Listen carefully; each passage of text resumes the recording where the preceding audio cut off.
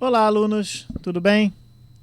Sejam bem-vindos a mais uma aula de Química Orgânica, terceiro ano do ensino médio.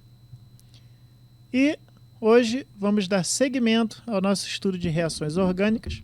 Na aula passada vimos as reações mais básicas dos hidrocarbonetos. Hoje vamos começar a falar dos compostos oxigenados, seguindo a mesma lógica. Ok? Então hoje vamos tratar de álcools, aldeídos e cetonas, as reações que envolvem obtenção e algumas reações importantes associadas a esses grupos orgânicos, essas funções orgânicas, perdão. Todo o conteúdo está no nosso livro. Que nem eu falei na aula passada, eu não estou abordando 100% das reações, que é muito extenso esses capítulos também. Estou pegando aquelas mais interessantes que vão trazer um conteúdo mais abrangente para a gente, mas sintam-se interessados, por favor, em ver outras reações. Com a base que a gente está estudando aqui, vocês conseguem entender as demais que eu não estou tratando, tá? Fiquem à vontade, bem interessante fazer as questões. Tem muita questão aí de concurso de Enem no livro que já vai, vocês vão ver que vão sempre englobando outros conhecimentos que a gente já viu, né? É importante vocês estarem praticando isso desde cedo.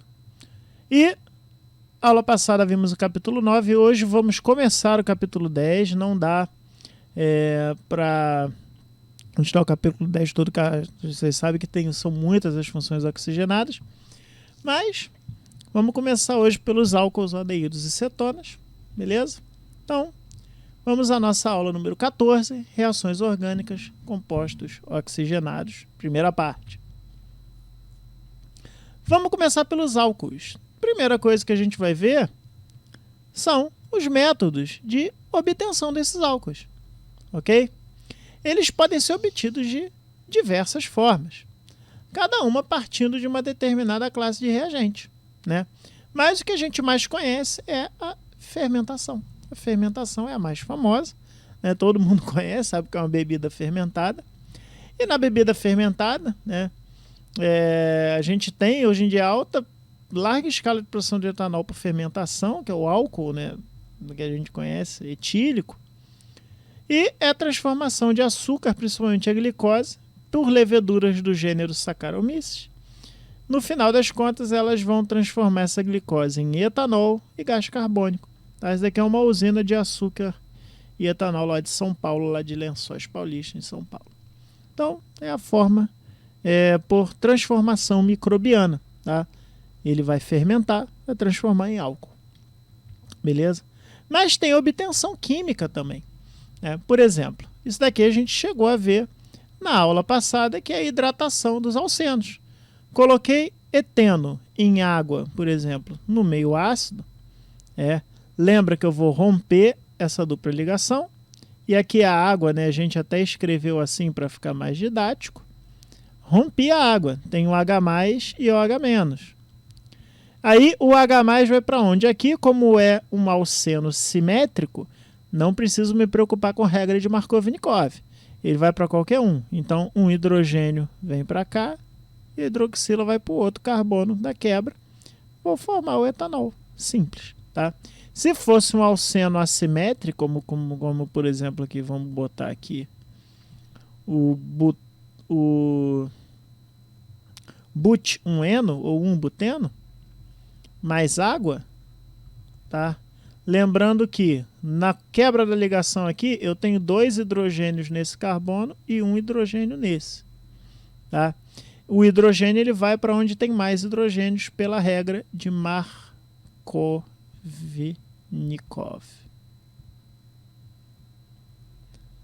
Ok? E a hidroxila vai para onde tem menos hidrogênios. Eu vou formar aqui o butan 2-ol. Beleza? Então, mas aqui nesse caso o etanol é simples, que a gente tem o alceno assimétrico. Sempre lembrar da regra de Markovnikov ali. Ok? Deixa eu escrever direito aqui. Markovnikov.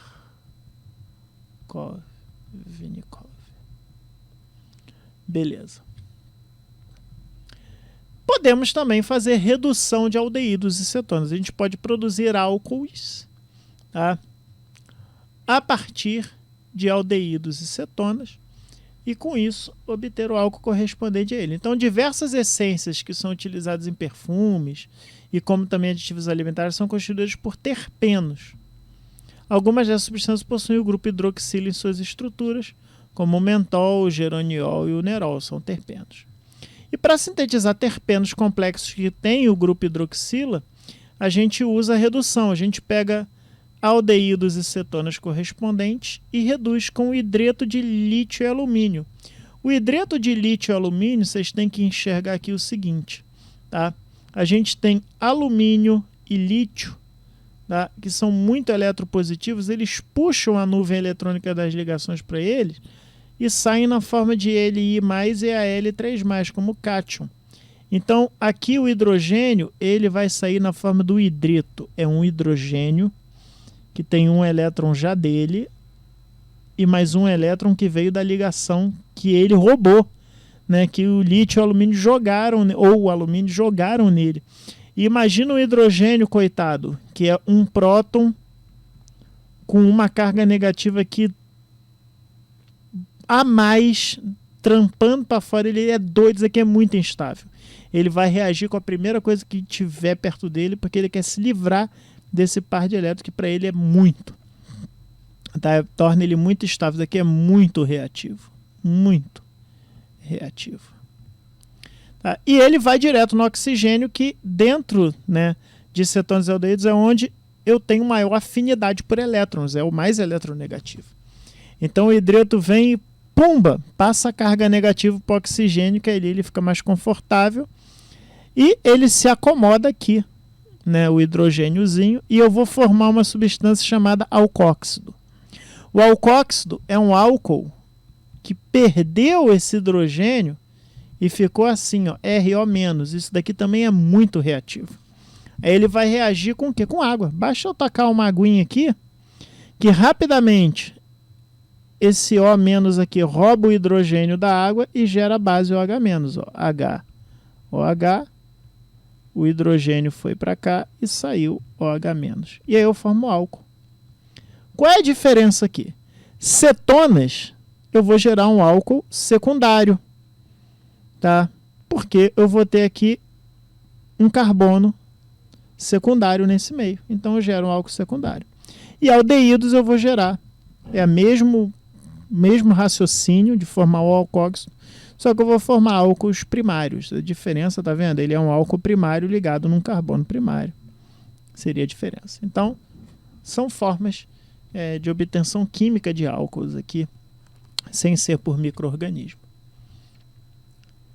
E o álcool, né? Quais são as reações que temos dos álcools? Tem a combustão completa, que é igual o dos hidrocarbonetos. Então, volta lá na aula passada, é a mesma coisa. Álcool inflamável vai gerar CO2 e água. No final dele, ele vai gerar CO2, mais água, mais energia. E tem outras oxidações parciais de álcool que são bem interessantes, como, por exemplo, a oxidação para ácidos acéticos, mas ele que é o famoso vinagrar, né? Quando o álcool ele se transforma em acético, você vinagrou ele. Então, um vinho ele vinagra porque o álcool original ele vira ácido acético.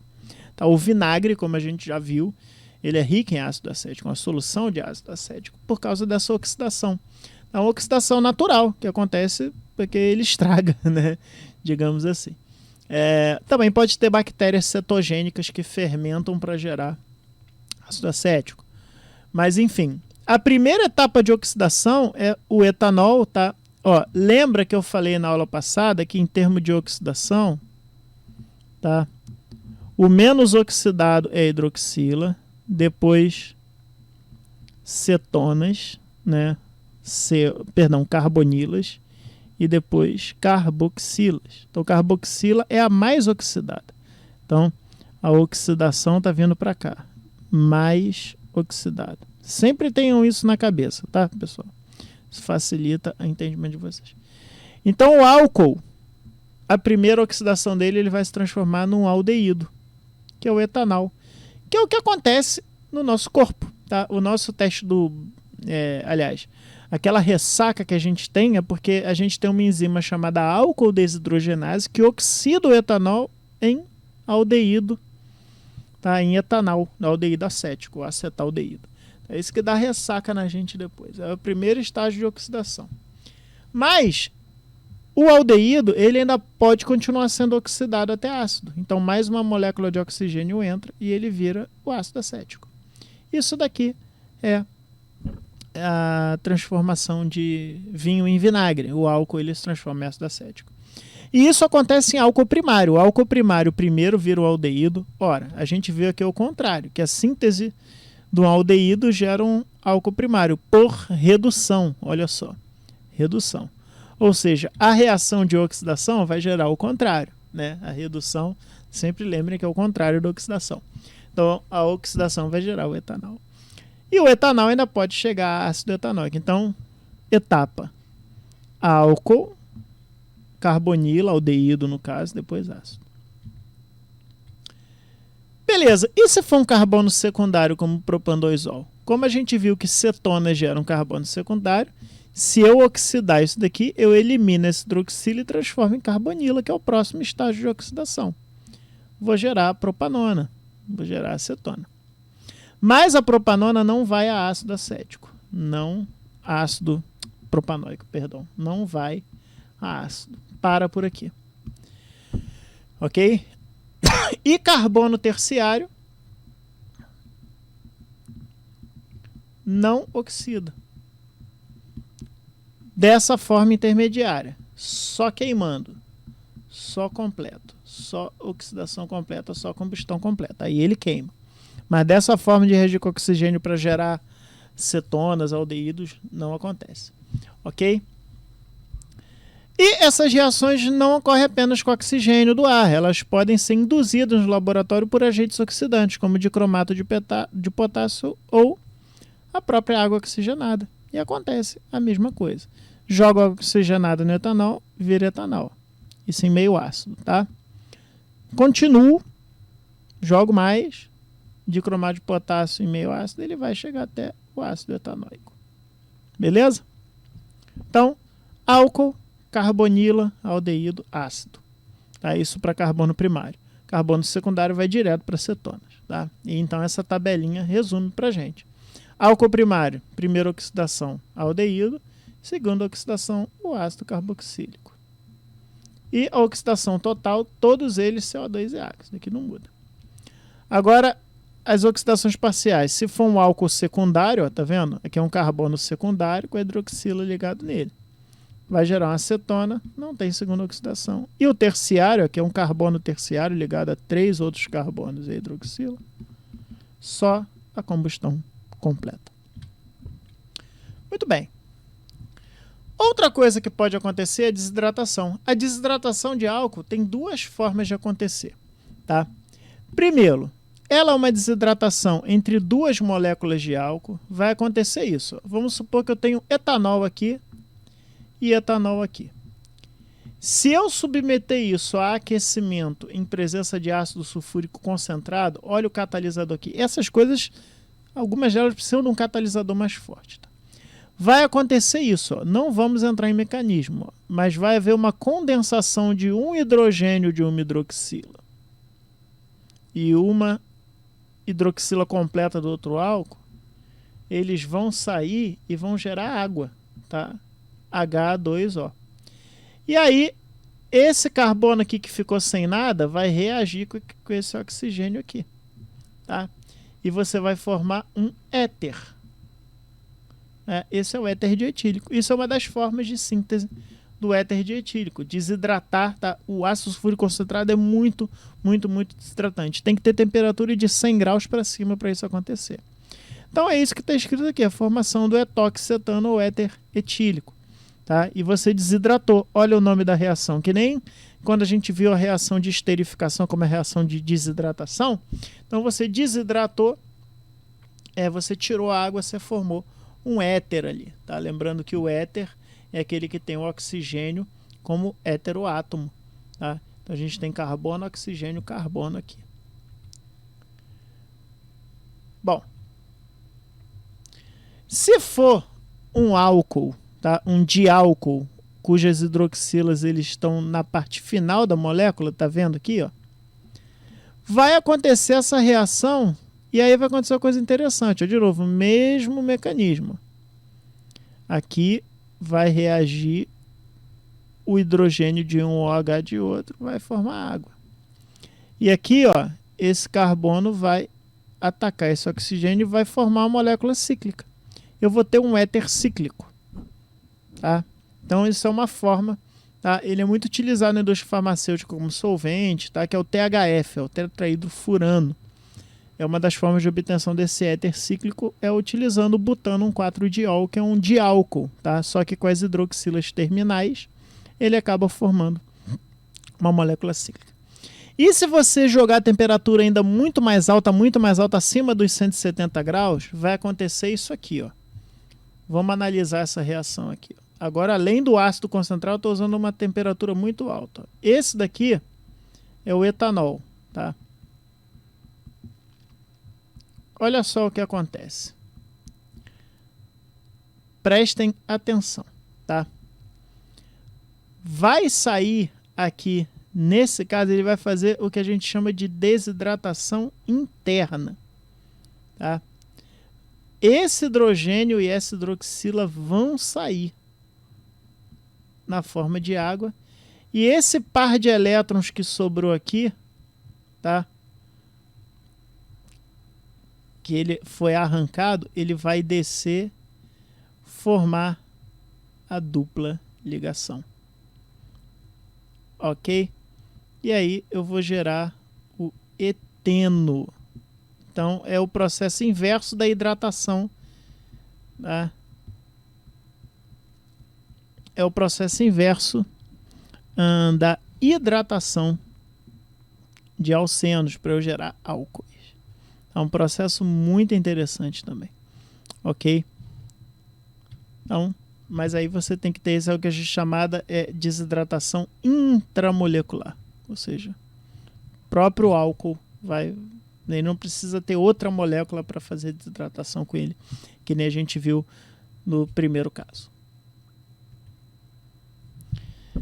Nitroglicerina, só um parêntese aqui, que foi, na verdade a nitroglicerina também é um explosivo, tá? E o que acontece? Você usa mistura sulfonítrica. A mistura sulfonítrica é nada mais nada menos que ácido sulfúrico concentrado e ácido nítrico concentrado.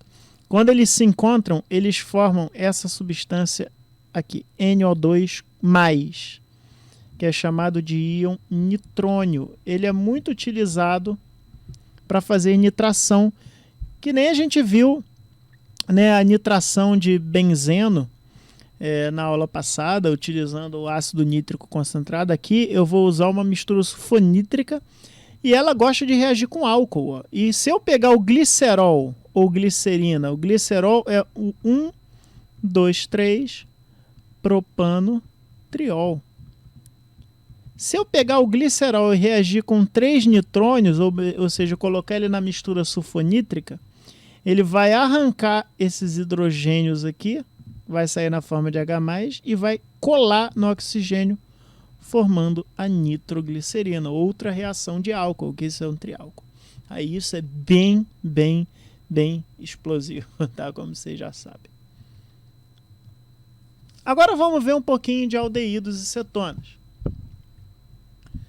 Para obter aldeídos e cetonas, temos alguns métodos, como a hidratação de alcinos, a ozonólise de alcenos e a oxidação parcial de álcools, que a gente já viu. Tá? E também você pode decompor sais orgânicos de cálcio. Eu não vou entrar no mérito deles aqui, mas seriam sais orgânicos, né, de diatomácea, essas coisas marinhas. Vocês dão uma olhada lá no livro depois para ver como é interessante. Tá? Mas a hidratação de alcinos, tá? Agora de tripla ligação, tá? Eles fazem muito poucas reações, mas essa é uma dessas. Quando eu hidrato, por exemplo, o etino em presença de ácido sulfúrico e sulfato de mercúrio, tá? Ele gera um enol. É rompida a ligação, romper uma ligação tripla é bem difícil, tá? Mas ele rompe, Aqui a gente tem HOH, a água a gente sempre tenta representar assim química orgânica, que ela é quebrada. Vai um hidrogênio para o lado, oxigênio para o outro. Só que eu vou formar um enol, tá vendo? O enol, para quem lembra de um fenômeno chamado de tautomeria, eu falei para vocês que a gente ia rever várias coisas que a gente já viu até agora, tá? Que é o quê? Quando eu tenho um aldeído, eu tenho uma ressonância dele, tá? Naquela forma enólica, tá? Que é isso daqui, ó.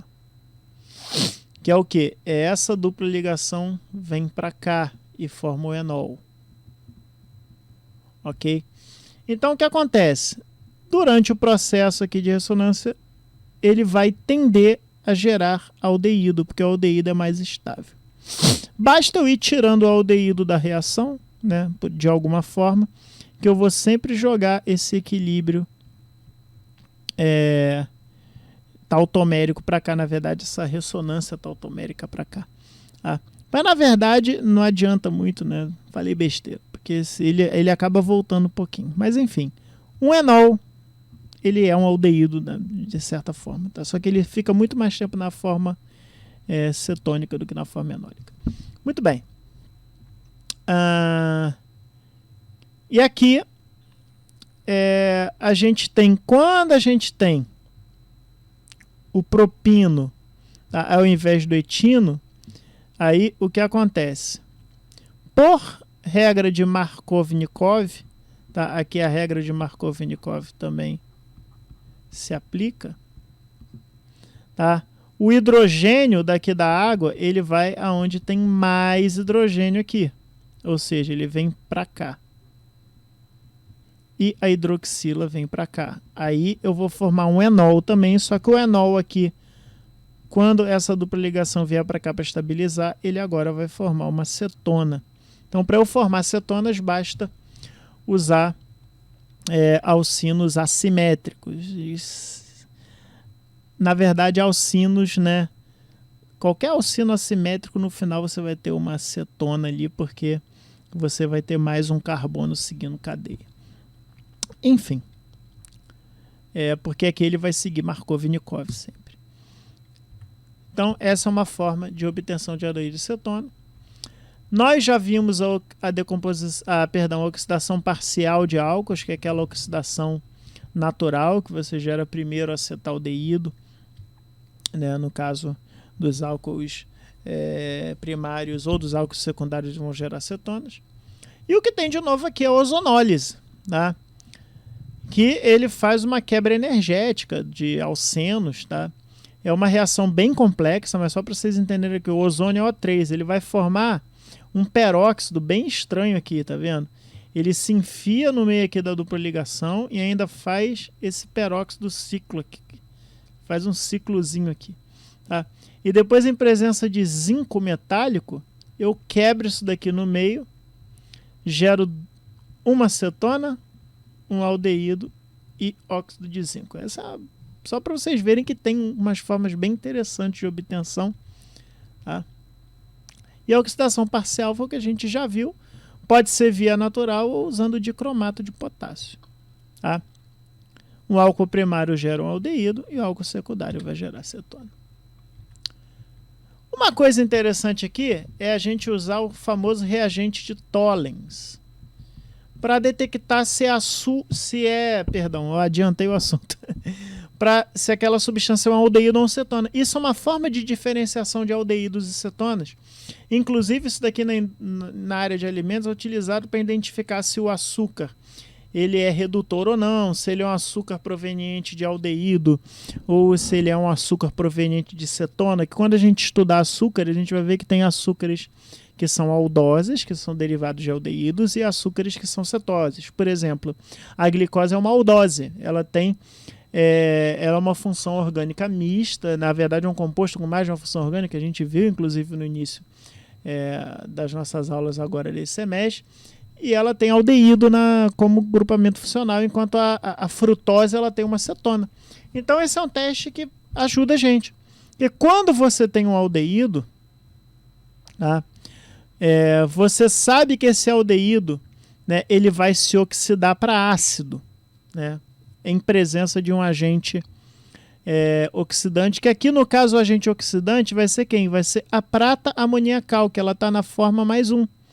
Ela vai arrancar um elétron e vai virar prata metálica. E ela deposita no tubo, fica essa coisa, a gente chama isso daqui de espelho de prata.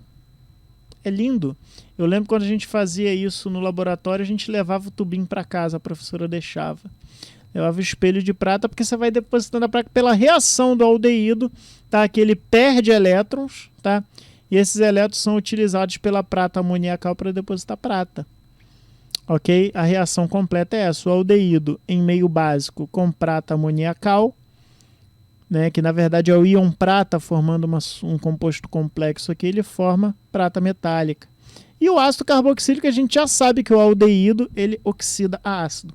Agora, quem lembra, né, a gente viu que a acetona, tá, ela não oxida. Ela não faz essa oxidação. Ahá. Ela não faz. Porque lembra, o álcool secundário, ele oxida a acetona e daí para. Tá? Então, isso é uma forma de você diferenciar se aquilo é um aldeído ou uma acetona. Tá? Se você tem um composto, você não sabe se é aldeído ou acetona, faz esse teste com espelho de prata com reagente de Tollens, é um teste muito bonito. Ok? E eu posso reduzir aldeídos e cetonas com hidrogênio. Obviamente, lembrando da nossa escalinha, ó, hidroxila, carbonila e carboxila, que é a carboxilácida. O mais oxidado é para lá. Tá? Então, se eu pegar isso e jogar para cá, quer dizer que eu estou reduzindo. Tá? Então, quando eu reduzo aldeídos e cetonas, eu gero álcoois. É o processo inverso da oxidação. Tá? Eu normalmente reduzo colocando hidrogênio. Ele transforma esse CO em COH e aí eu vou gerar um álcool aqui. Acetona, álcool primário, no caso, propan-1-ol. A butanona vai gerar o butandosol, vai gerar um álcool secundário pela transformação, pela redução disso para hidroxila. E a gente ainda pode reduzir com reagente de Grignard ao invés de hidrogênio. O reagente de Grignard ele é o brometo de etilmagnésio, tá? Ele é um organometálico, e a gente chegou a falar um pouquinho dele na aula de organometálicos. Tá? Se eu tenho uma acetona, tá? Ela reage dessa forma com a gente Grignard. Ele se quebra, ele se adiciona no carbono da carbonila, tá vendo? E o MgBr vai parar no oxigênio. Olha só como é que fica a estrutura da molécula aqui. Essa etila vem para cá, nesse carbono, e o MgBr vem aqui para o oxigênio. Ok? Depois, quando eu coloco água nisso, a água quebra isso daqui, tá? Ó, HOH, a água quebra, o H vem para cá, libera o MgBr que fica com a hidroxila presa nele, que é o hidroxibrometo de magnésio, e eu gero o álcool terciário. Pronto. Aqui eu posso gerar álcool primário, álcool secundário, mas álcool terciário eu não consigo. Tá? Eu preciso ter um artifício para isso. Para isso eu uso o reagente de Grignard. Ele é muito utilizado, né, para a gente obter os álcools terciários, já que eles não fazem, né, a gente não tem nenhuma reação de aldeído e cetona que gere um álcool terciário. Até porque eles não se oxidam quando se lembra. Então, na hora de reduzir, a gente precisa de uma estratégia para isso.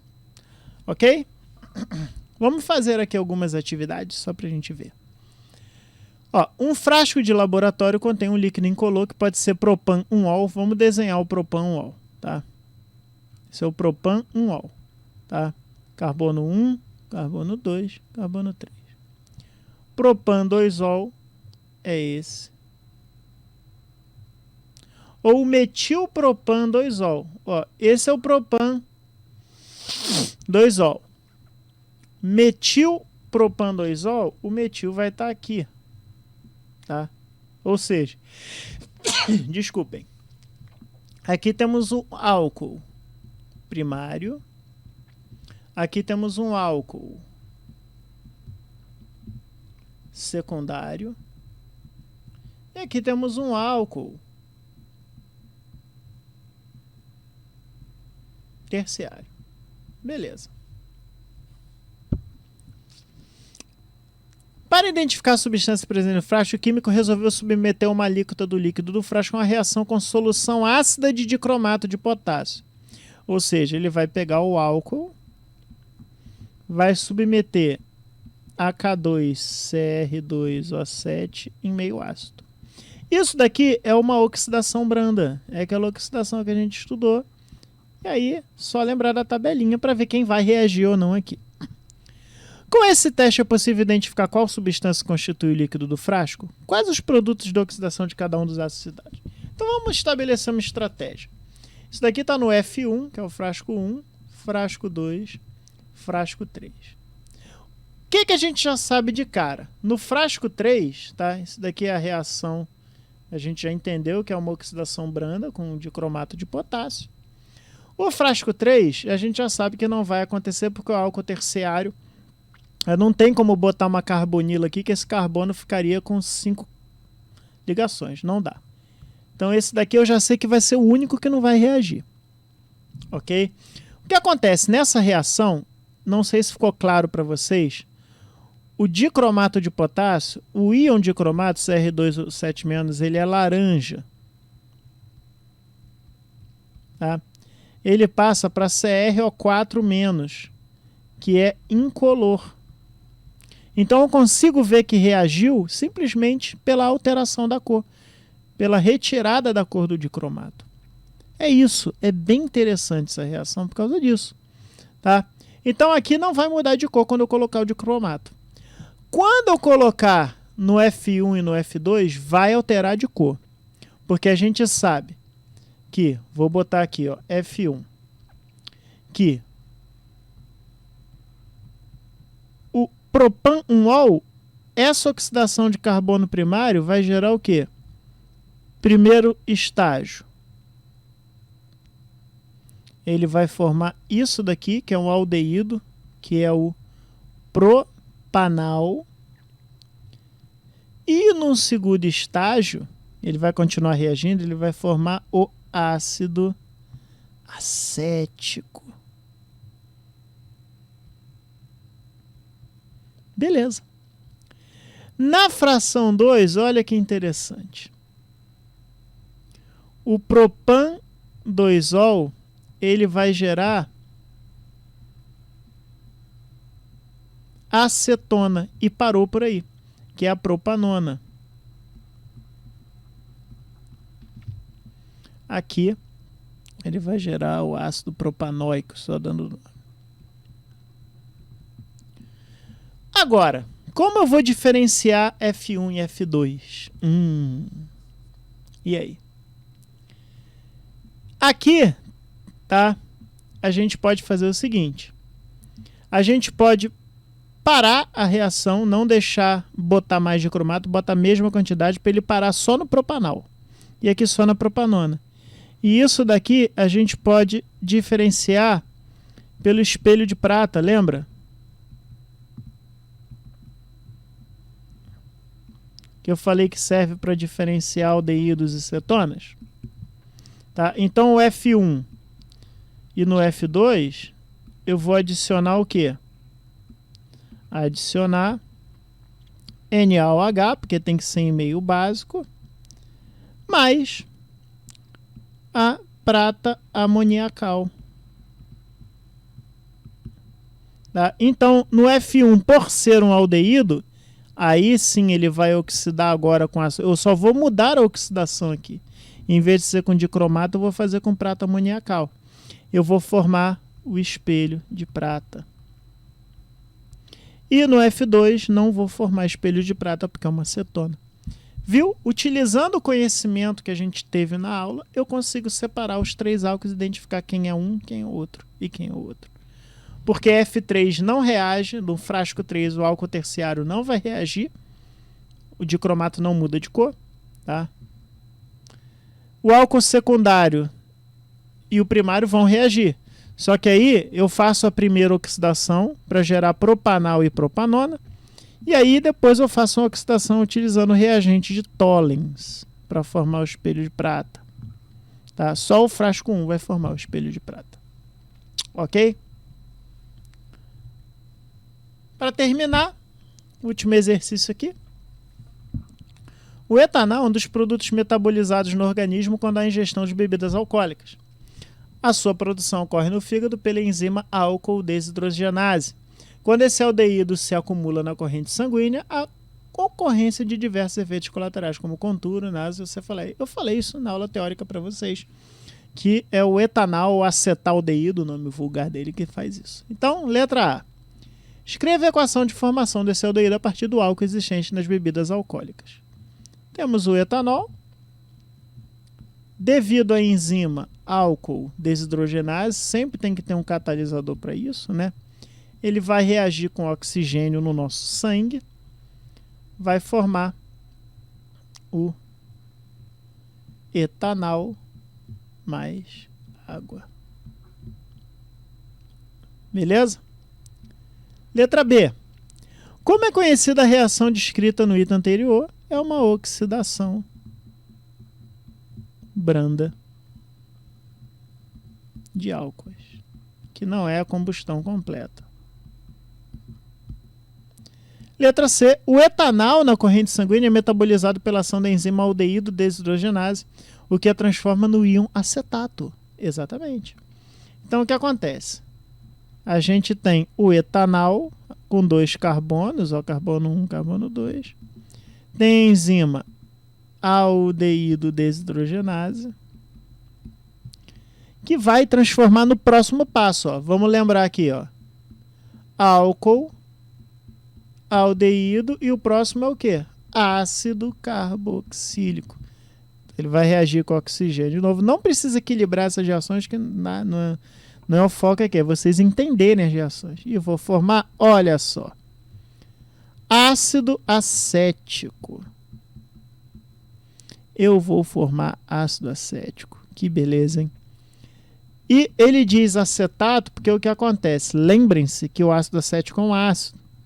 Esse H+, vai sair, ele vai aparecer na forma de acetato,